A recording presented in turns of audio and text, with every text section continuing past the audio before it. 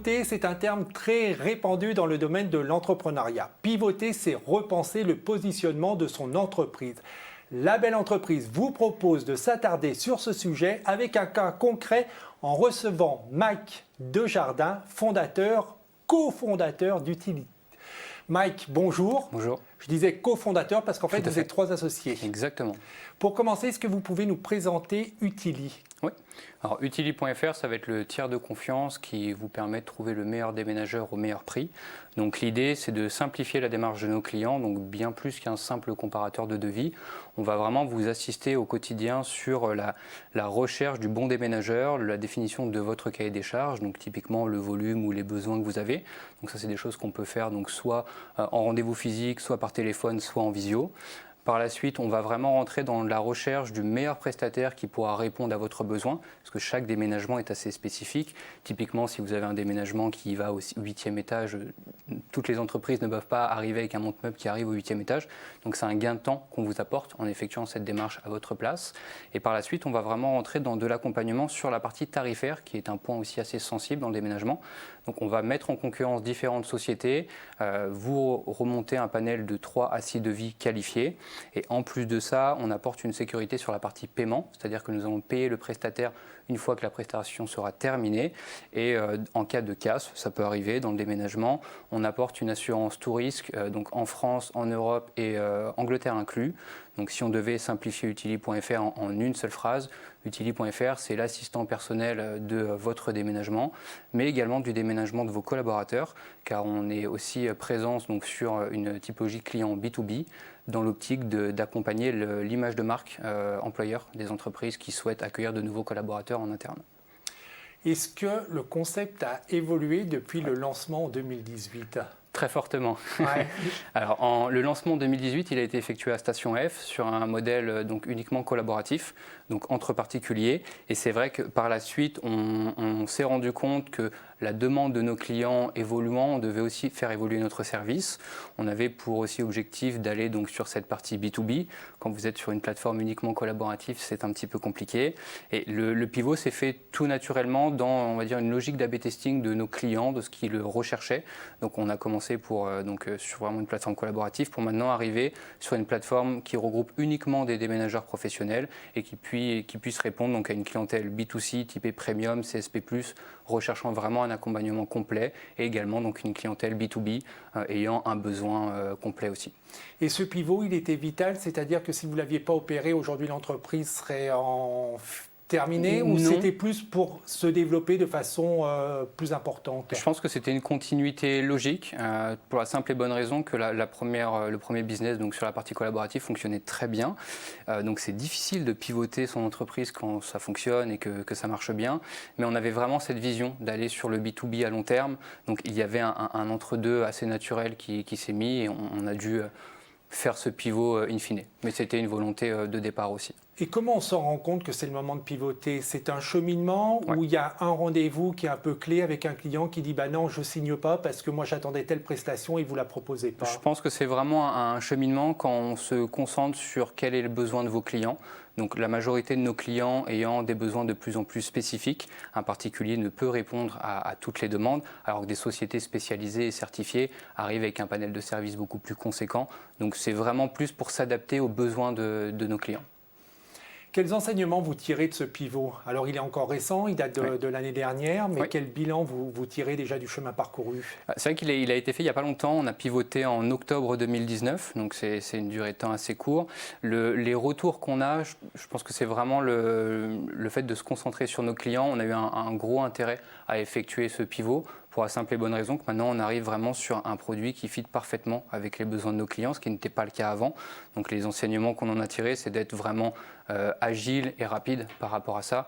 Et c'est un très bon choix qu'on a fait, parce qu'on est en hyper-croissance depuis, sachant qu'on était déjà dans une forte croissance avant, mais le panier moyen est forcément beaucoup plus conséquent quand vous vendez des déménagements typés premium plutôt que des déménagements typés collaboratifs.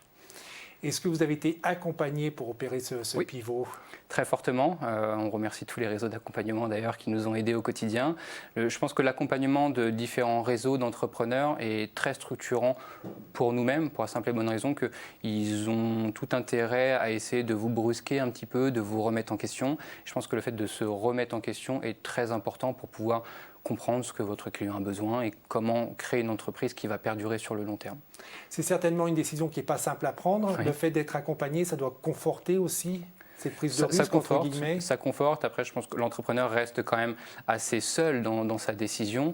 Mais c'est vrai que le fait d'avoir différents mentors qui puissent conseiller rassure quand même aussi fortement. L'avantage pour nous, c'est qu'on avait déjà un petit peu AB-testé ce pivot. Enfin, un conseil aussi que je pourrais donner à des gens qui réfléchissent à pivoter. Ne vous lancez pas tête baissée. Il est bon de tester un petit peu la demande des clients pour voir si ça fonctionne bien et après se lancer plus fortement.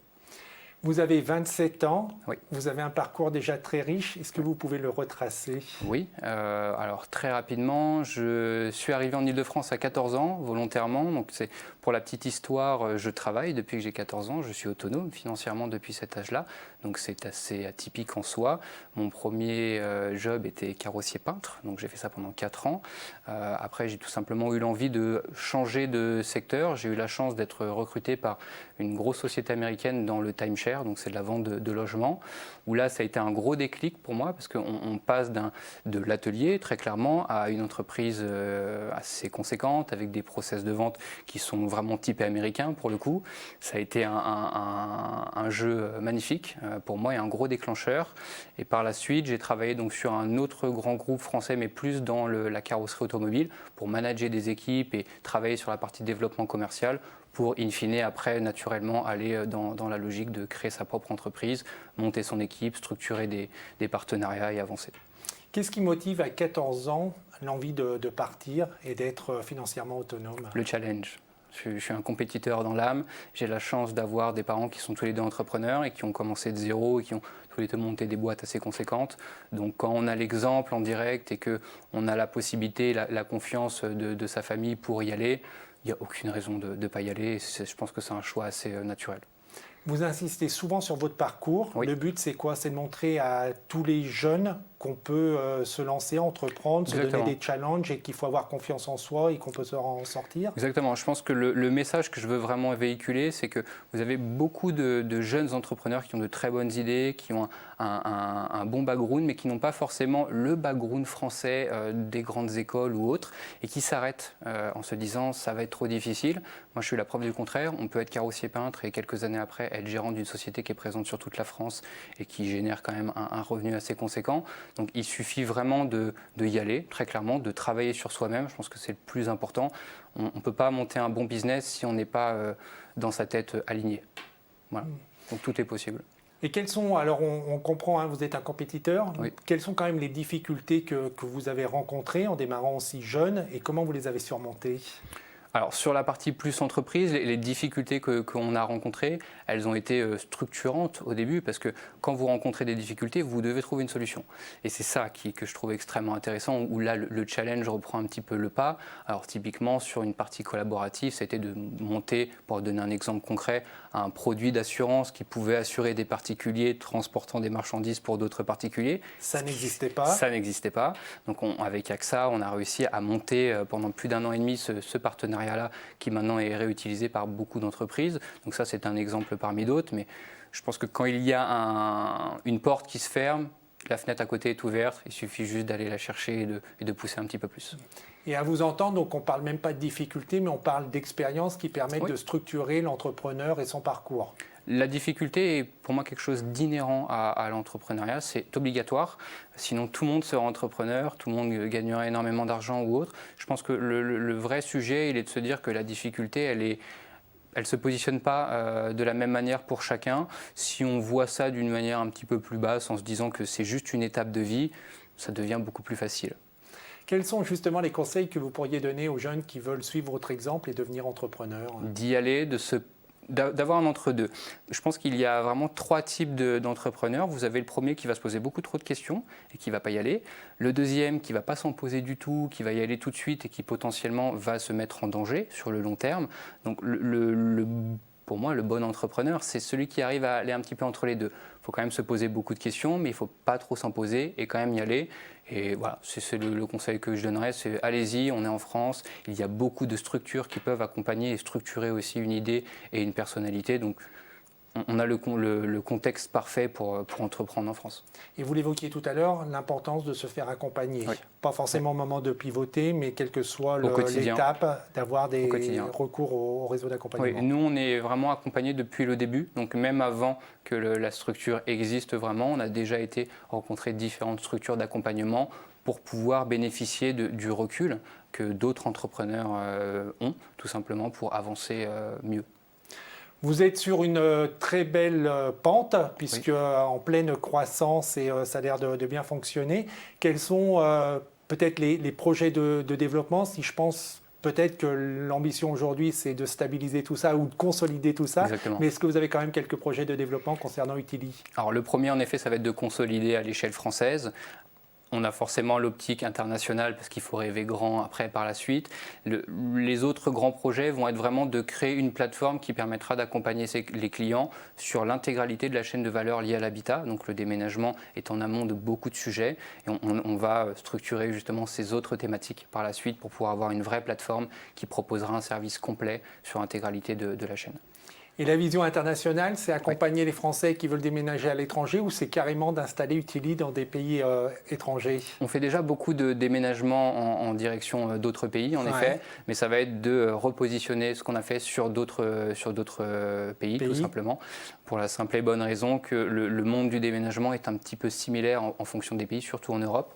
Donc une fois qu'on est présent en France et qu'on a un produit qui est en train d'augmenter, on peut aller sur d'autres pays. Donc oui, ça fait partie de la suite. Et vous avez déjà fait l'étude de marché, de concurrence? Il y a de la concurrence sur ces pays? Ça, je pense que l'entrepreneur le fait quasiment tous les matins, de voir un petit peu comment ses concurrents avancent et comment ça se structure dans d'autres pays. Alors il y a des différences conjoncturelles par rapport à ça, mais rien n'est insurmontable.